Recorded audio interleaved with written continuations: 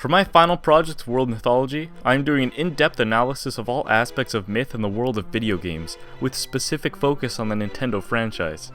This includes examples and appearances of an afterlife, creation, destruction, tricksters, and the hero's journey model.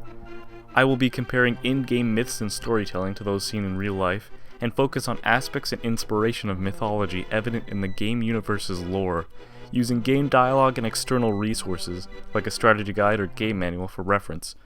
Without further ado, let's begin by analyzing an example of the afterlife in Super Paper Mario, released for the Nintendo Wii in 2009. Part 1. Afterlife. An entire chapter of this game's story has the hero ascending from the underworld to the heavens after his supposed defeat. Mario physically dies through a scripted event, and the character descends to what is known as the Underwhere, a location based less on a version of Hell and more on the Asphodel Meadows of Greek mythology, as its inhabitants only feel agony through boredom rather than suffering. A place in the game more comparable to Hell, however, is the boss Bonechill's prison, resembling the dark abyss Tartarus, a place in the underworld where unholy souls are sent for punishment. Bonechill himself can also be interpreted as a depiction of the devil.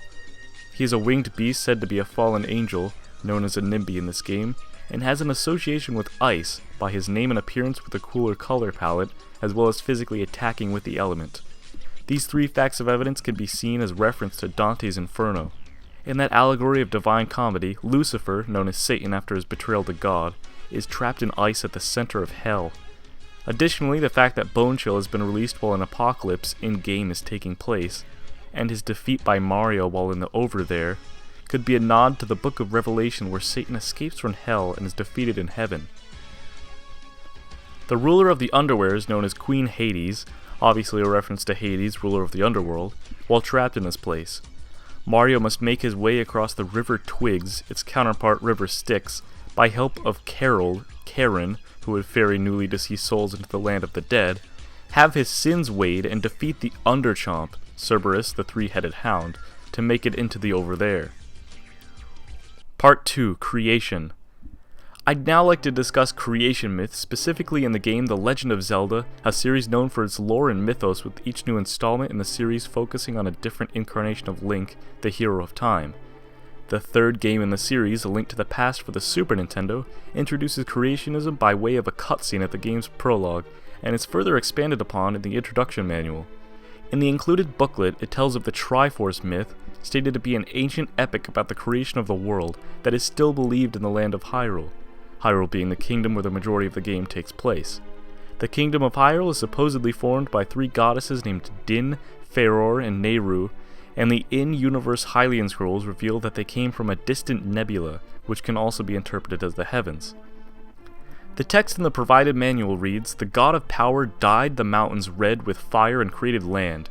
The god of wisdom created science and wizardry and brought order to nature. And the god of courage, through justice and vigor, created life, the animals that crawl the land and the birds that soar in the sky. After the gods had finished their work, they left the world, but not before creating a symbol of their strength, a golden triangle known as the Triforce, a small but powerful portion of the essence of the gods, was held in this mighty artifact, which was the guide to intelligent life in the world of Hyrule. The Triforce is the most desirable object in Hyrule, as it was forged by the gods themselves. Any mortal who touches it will get their wish granted, as good or evil as their intentions may be. The artifact was hidden away in the Golden Land, and no one knows of its true location. The descendants of Hyrule were said to settle down in various parts of the world, and passed on their knowledge and magical lore to all people, but in its passing the lore is often distorted or lost altogether, as in real-life myth.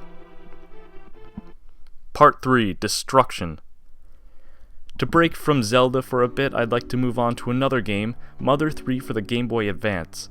The title hosts its very own important role of destruction and the consequences of humanity's actions. The final instance of this theme in the game is a story that's told to the protagonist, a speech given to main character Lucas by a man known as Leader.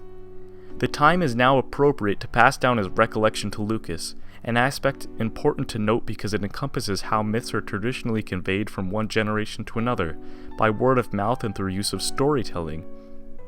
The tale he tells Lucas is explained like this. The current world Leader and everyone else lives in is not the same world they were born from. It was originally a place that hosted far more people than are alive by the time the game takes place. The previous world was destroyed, and it was specifically humans that destroyed it, through what is presumed to be ignorance and carelessness. The very fact draws parallels with biblical and Roman stories of destruction, for example Noah's Ark, where people's actions are the cause of the world's perish. Following this act, the few people in-game who managed to escape the devastation boarded a special ship designed for when an apocalypse was to occur, and sailed them to their current world known as the Nowhere Islands, a place that would remain even if everything else came to the end. In the Nowhere Islands, the location itself is a myth involving a magical dragon that lives underground. It is held in place and put to sleep by the use of the Seven Needles, guarded by genderless beings known as Magypsies. The new inhabitants of this land feared another apocalypse, and felt it occurred because of the way they were living previously, different from the previous myth examples as there is no explanation from God. The humans themselves determined their fault in this case. Because of their mistakes, they all agreed to fabricate new stories for themselves to permanently erase their minds and start over with new societal roles, assigning one person, leader, the task of remembering what had truly happened. One location in the game, Osho Castle, is an ancient artifact of the Nowhere Islands, and although it's a prominent structure in the game, it is noted to have no historical significance to these new inhabitants, because they didn't craft myth and legend into their fabricated stories. I thought this was interesting to note, as the village is essentially a place where its people don't tell stories of the past, because they can't. No one knows the cultural significance of their surroundings. Everyone has had their memory wiped, so no stories have been able to be passed down by generation. That's a sad realization, as storytelling is an incredibly important aspect of the human race. With all this backstory stated, it's quite depressing because I must also add that the ending of the game follows suit with this theme of destruction, and actually finishes off with tragedy. The people of the Nowhere Islands make the same mistakes they did in a previous world, and as Lucas pulls the final needle to awaken the dragon, the world destroys itself a second time.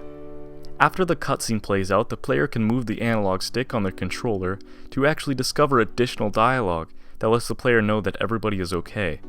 This certainly hints at a rebirth of a new third world, another chance for humanity's redemption. Human restoration and second chances are a theme in all stories of destruction, even Ragnarok, where it was the gods who destroy the world, not by fault of the humans. Part 4. Tricksters. Getting back on topic with The Legend of Zelda, the Skull Kid from the game Majora's Mask is a prime example of a trickster. The Skull Kid is a harmless creature that likes to pull pranks on people for fun. However, his simple tricks are turned malevolent when he dons an evil mask, infamous for its previous use in an ancient tribe for hexing rituals. The mask itself is a sentient being, and once a wearer puts on the mask, they cannot willingly remove it. The mask belongs to the being known as Majora, and Majora's intentions are not specified or elaborated on. It is hinted that the mask grants power to fulfill its victim's desires, and adds negativity to warp those wishes to be sinister.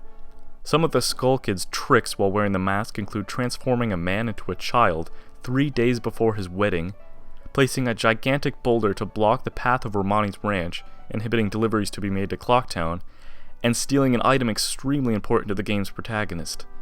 More harmful tricks include poisoning Termina's swamp, creating a never-ending winter storm in the mountains, and to top it all off, sending the moon on a crash course to plummet towards the world, destroying everyone when it hits. These are just some of the examples of what Majora does to make these lives of the citizens worse, and accentuates the idea that Majora simply does these terrible things because it can, and enjoys causing pain and misery to those around it. With all this said, it's integral to note that what makes Majora a true trickster is his moral ambiguity. The being doesn't do all things evil, it actually assists the main character right before the final fight between him and it, by giving Link the most powerful transformation mask in the game. The reason for this is left vague and unexplained. Perhaps Majora feels remorse for its actions and wants itself eradicated, although there is also evidence to support the idea that Majora can't distinguish between good and evil at all, going as far as to call Link, the hero of the story, a bad guy. However, that specific line of dialogue simply translates in Japan to Majora wanting to play a game of tag in which Link is it. Regardless, since the transformation Link undergoes while wearing the gifted mask is called Oni Link, instead of the English version Fierce Deity, and Oni in Japan folklore are known as demons but aren't considered to be evil, Majora's true intentions are very unclear in the fashion of a proper trickster.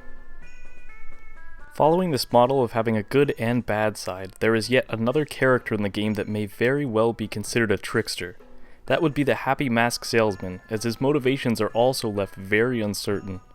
While he does help Link by giving information whenever needed, and even removing a curse placed on him at the beginning of the game, he seems to have a darker side that's left open to interpretation. First of all, while he is a mask collector, he has ownership of this accursed mask that's said to have been sealed away forever in shadow. How he managed to get it into his possession is never elaborated on. Furthermore, when he does finally get the stolen mask back, he seems to be somewhat unhappy that the evil had left the mask, and proceeds to vanish in thin air upon saying goodbye. Very mysterious factors that give him an eerie presence.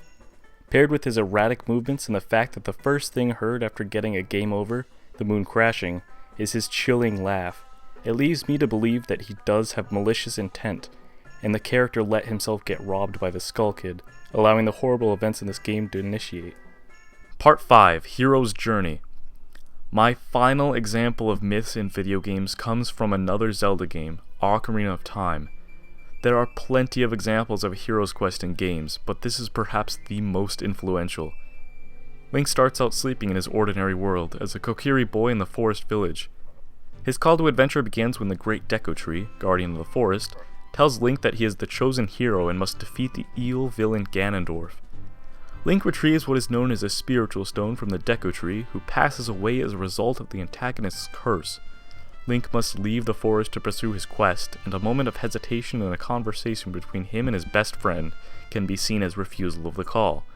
Link travels through Hyrule to show his recently possessed stone to newly acquainted Princess Zelda, who tells Link he must find the two others in order to gain access to a sword that can be used to defeat the game's villain. Link fights through monsters, befriends members of the Goron and Zora race, and solves worldly problems including getting rid of a blockade to a food supply and rescuing the King Zora's daughter. Link prepares for a big change when he recovers all stones and gains access to the Temple of Time, where he can finally pull Evil's Bane, the Master Sword. However, in doing this, Link unknowingly falls into a coma for 7 years, since he is too young to wield the blade upon moving it from its pedestal. Unfortunately, at this time, Ganondorf takes over and now rules the Kingdom of Hyrule. Link accepts both what has happened and his destiny as the hero of time, and sets off to free the imprisoned sages to aid him and gain entrance to Ganondorf's castle.